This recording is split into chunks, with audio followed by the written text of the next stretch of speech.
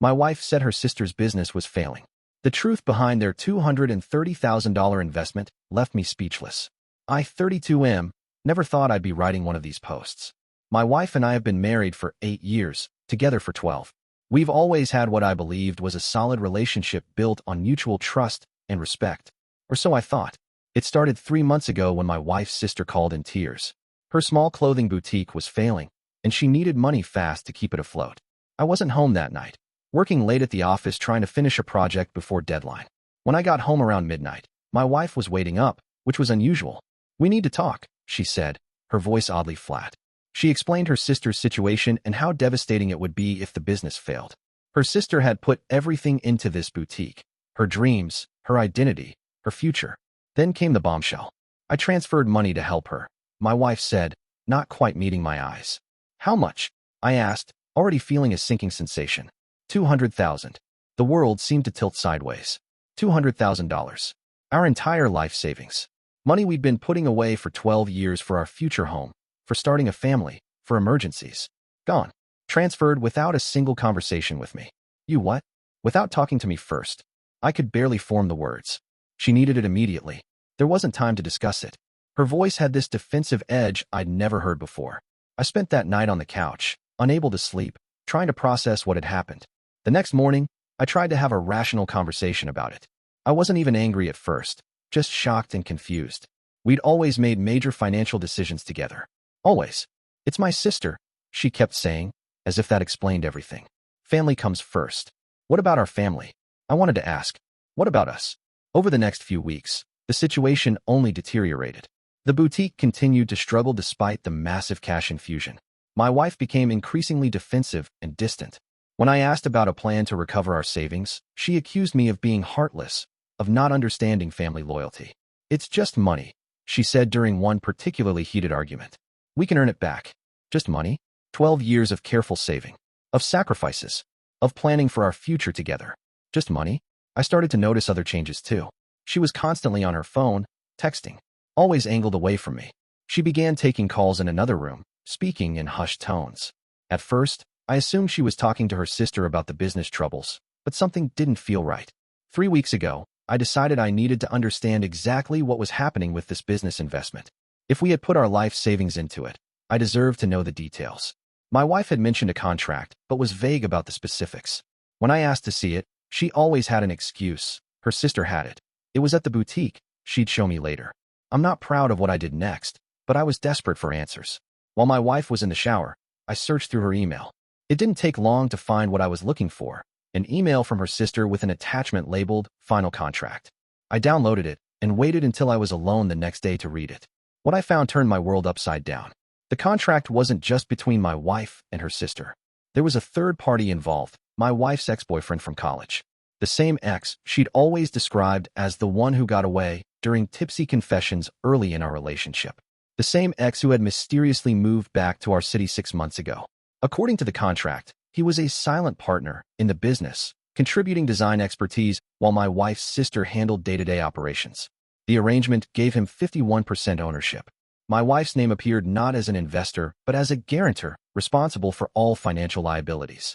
And then I found the addendum at the end of the document, a series of text messages printed out and attached to the contract. Messages between my wife and her ex, discussing their future plans once the business was established. Plans that didn't include me. "Once everything's settled with the boutique, we can figure out next steps," he wrote. "I know," my wife replied. "It's complicated, but I've never stopped thinking about what could have been." I sat there, staring at those words for what felt like hours. The betrayal was so complete, so thorough. Not just the money, that was bad enough, but the deception, the planning behind my back, the future they were building while dismantling mine. I didn't confront her immediately. Instead, I started my own investigation. I visited the boutique, which I'd never actually seen before. It was in a terrible location with almost no foot traffic. The merchandise was overpriced and poorly displayed. There were no customers. Not one during the 3 hours I pretended to work on my laptop at the cafe across the street. I hired a lawyer who specialized in business contracts.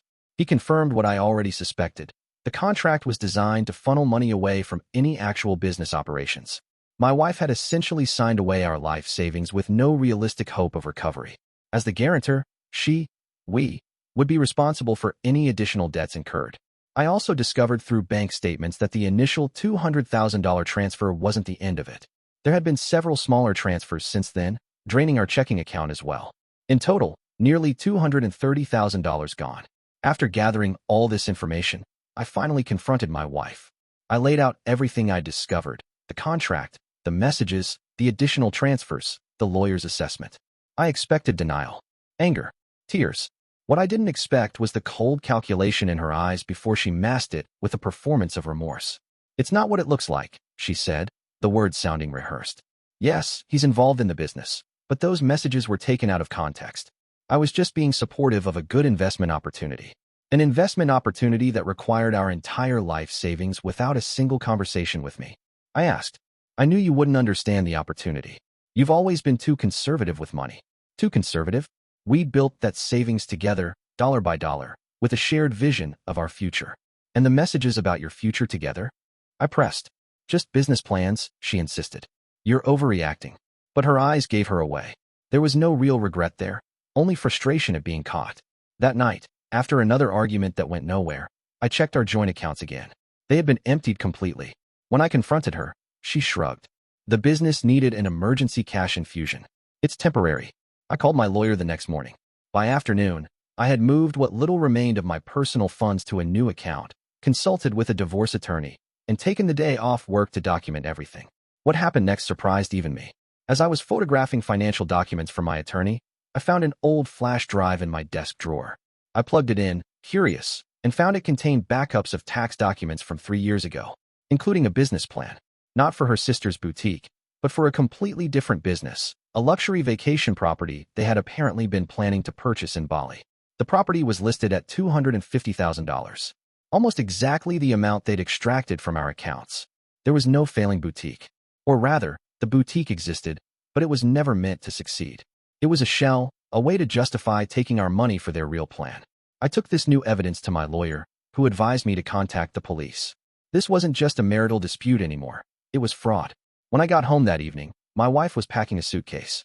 "I'm going to stay with my sister for a while," she announced, "until you calm down and we can discuss this rationally."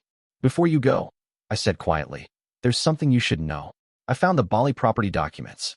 The color drained from her face. For the first time since this began, the mask slipped completely. "You weren't supposed to find that," she said finally. "Clearly, it's not what you think." "Then what is it?" "Because it looks like you and your ex planned to steal our life savings, launder it through a fake business, and use it to start a new life together. Am I missing something?" Her silence was answer enough. "The police have been contacted," I said. "My lawyer has all the documentation. The bank is investigating the transfers as potential fraud." "You called the police on your own wife?" She looked genuinely shocked. "No," I corrected her. "I called the police on someone who stole $230,000 from me." She left that night. I later learned she went straight to the airport, not to her sister's place. The police managed to stop her before she boarded a flight to Indonesia. That was 2 weeks ago. Now I'm living alone in our apartment, meeting with lawyers, talking to bank fraud investigators, and trying to piece my life back together. Some of the money has been recovered, about $180,000 that hadn't yet been moved offshore. The rest may be gone for good. My wife, her sister, and the ex-boyfriend are facing serious charges. The evidence against them is substantial. Text messages, emails, the fraudulent contract, the property documents, bank transfers, all painting a clear picture of their scheme. I keep asking myself how I missed the signs. Were there red flags I ignored? Should I have seen this coming? Maybe. There were small moments over the past year that didn't quite add up. Her sudden interest in Indonesian culture, the mysterious weekend trips to visit her sick aunt, the way she began questioning whether we really needed to save so aggressively for the future. But I trusted her. Completely. I never imagined she could betray me like this. The hardest part isn't even the money. It's realizing that the person I built my life with, shared my dreams with, was capable of such calculated deception. That while I was planning our future together, she was planning her escape. I still wake up sometimes expecting to find her next to me, before remembering that the person I thought I was married to never really existed. The divorce proceedings have begun. My lawyer believes I have a strong case given the circumstances, but I know I'll never fully recover what I've lost, and I don't just mean the money. For anyone reading this who thinks it could never happen to me, that's exactly what I thought too. Trust is essential in a marriage, but blind trust can be devastating. If your partner starts making unilateral decisions about your shared future, especially financial ones, don't ignore it. Those aren't just red flags, they're sirens. I don't know what my future holds now. My plans for the next decade have evaporated. But for the first time in months, at least I'm not living a lie. And somehow, despite everything, that feels like the beginning of something better.